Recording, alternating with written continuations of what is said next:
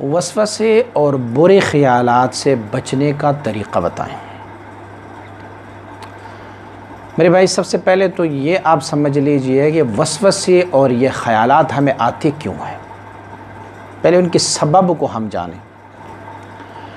ایک حدیث شریف میں ہے کہ وسوسہ آنے کی ایک وجہ ہے، اور وہ کیا ہے کہ جب انسان پیشاب کی قطروں سے اپنے آپ کو نہیں بچاتا تو انہیں وسوسوں کی بیماری لگ جاتی ہے۔ دوسری بات نمامیت، نمام ہے۔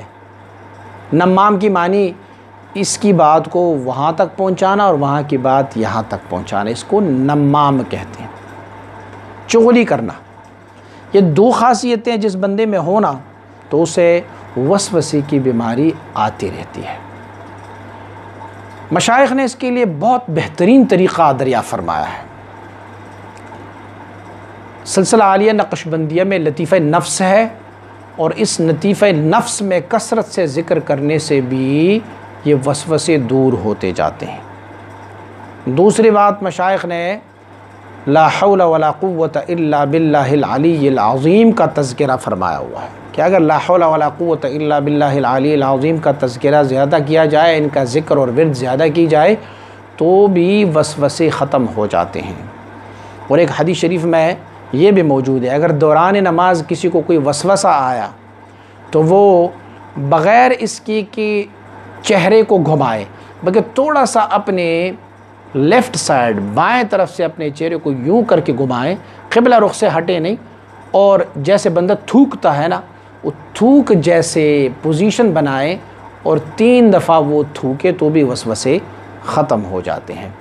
لیکن زیادہ اقرب اور قریب طریقہ یہ ہے کہ لا حول ولا قوت الا باللہ العلی العظیم کا ورد کیا جائے اور لطیفہ نفسی میں کثرت سے ذکر کی جائے تو یہ وسوسے اور برے خیالات ختم ہو جاتے ہیں۔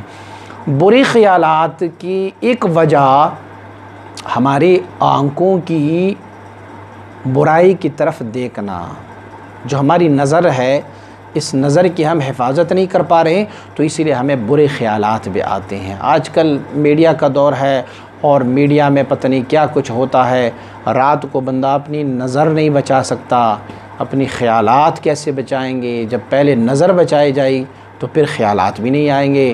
بازاروں میں جاتے ہیں، ہمارے ہاں خواتین کے کیسے لباس ہیں، ہم اگر اپنی نظر کو اپنی قدموں پر رکھیں، جو سلسلہ عالیہ نقش بندیہ کا ایک اصول ہے کہ نظر بر قدم، اگر ہم اپنی نظروں کو قدموں پہ رکھیں، اوپر جا کے کسی خاتون کی طرف، کسی غیر محرم کی طرف نہ دیکھیں تو پھر خیالات بھی نہیں آئیں گے۔ ہم اپنے موبائل کا استعمال کر لیں، اپنے نیٹ کا استعمال کریں، اور اس میں سے ہم ایسی کوئی چیزیں نہ دیکھیں کہ جو ہماری خیالات کی سبب بن جائے، تو اسی لیے خیالات بھی دور ہوتے جائیں گے۔